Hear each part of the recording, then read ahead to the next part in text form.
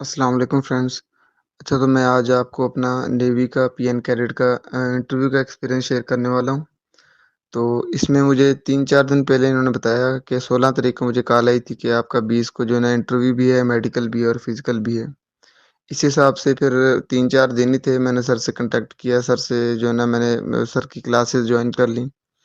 تو اس میں یہ تھا کہ رات کے ٹائم کلاسز ہوتی تھیں۔ کلاسز میں یہ کہ آپ کو تقریباً جو ہے نا ہر ایک ٹاپک کور کرا دیا جاتا ہے۔ وہ باتیں جو ہم ادھر کرتے ہیں، جو ہمیں نقصان دیتی ہیں، وہ ہر ایک چیز ہمیں بتا دی جاتی ہے، ہمیں پتہ ہوتا ہے، جس سے ہم انویئر ہوتے ہیں۔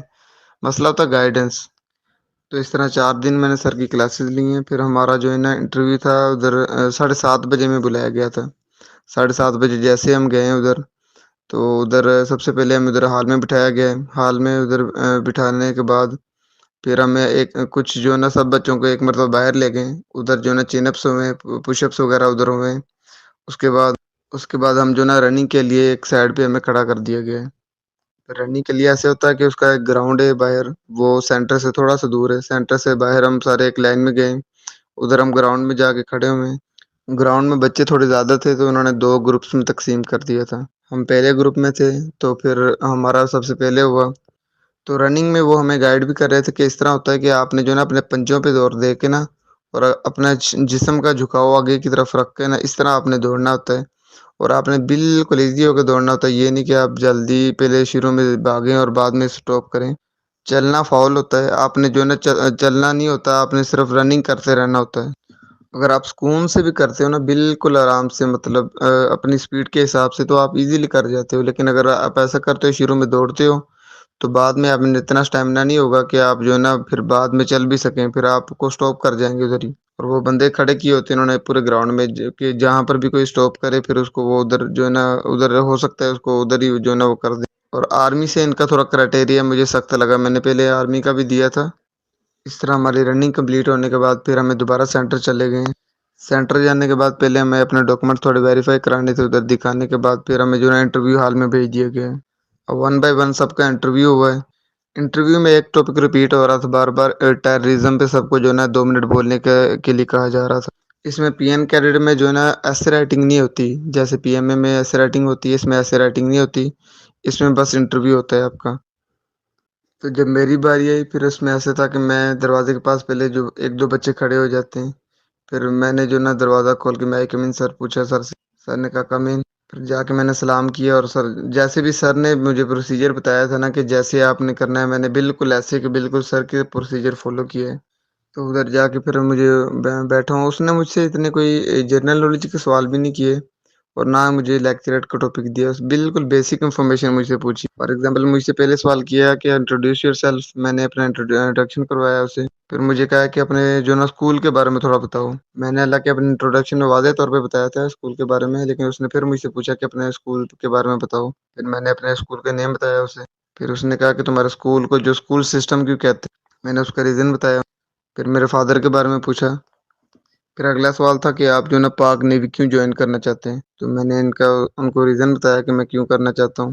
میں نے ریزن میں یہ بھی بتایا تھا کہ مجھے جو نا پیشن ہے پاک نیوی کا بچپن سے، اور میرے والد صاحب کا بھی یہ خواب ہے کہ وہ مجھے نا نیوی کی یونیفارم میں دیکھیں۔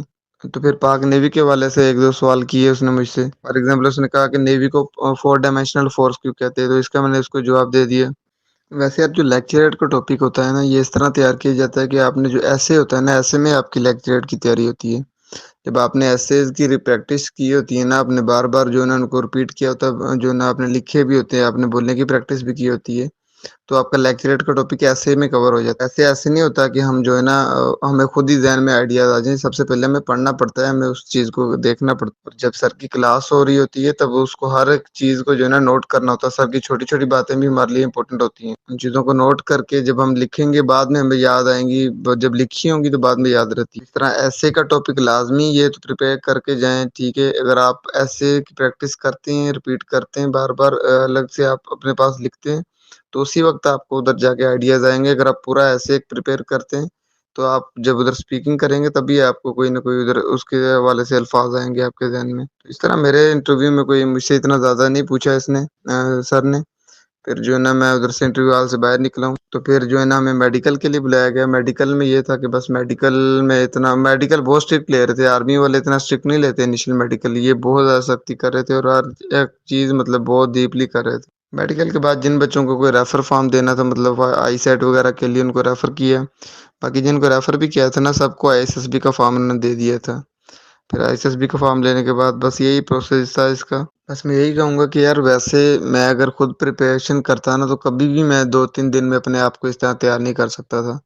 اور اسٹوڈنٹ جتنا مرضی زور لگا لے، جب تک اس کو گائیڈنس نہیں ہوتی نا پراپر، یہ پاک آرمی نیوی وغیرہ، یہ ان میں گائیڈنس کا بہت زیادہ جو ہے نا کردار ہے۔ اگر اس میں بندہ تھوڑا سا بھی غلط گائیڈ ہو جاتا ہے نا، تو بندہ اسی حساب سے اپنے کو آپ کو پریپیئر کرتا ہے، تو وہ بہت زیادہ لاس میں جاتا ہے بندہ۔ اس طرح کوشش کریں، جیسے سر کہہ رہے ہیں آپ نے کوشش کریں، ویسے آپ فالو کرنے کی کوشش کریں، اور خود کو جو ہے نا آپ بلڈ اپ کریں۔ جو دوسروں کے آنسر ہوتے ہیں، آپ اس کو کاپی کریں گے تو کبھی بھی آپ کے وہ جو نا نہیں مانے جائیں گے۔ آپ نے خود کوشش کرنی ہے، جو آپ پہ سوٹ کرے، جو آپ کا دل کہتا ہے وہ بولنے ہیں آپ نے۔ لیکن جو کچھ رولز اینڈ ریگولیشنز سر آپ کو بتائیں گے، آپ نے بس ان کو ذہن میں رکھنا ہے۔ یہی تھا، بس میں یہ کہنا چاہوں گا کہ آپ نے ایسے والے ٹاپک پہ جو ہے نا تھوڑی فوکس کرنا ہے، باقی انشاءاللہ آپ کا سب کا اچھا ہو جائے گا۔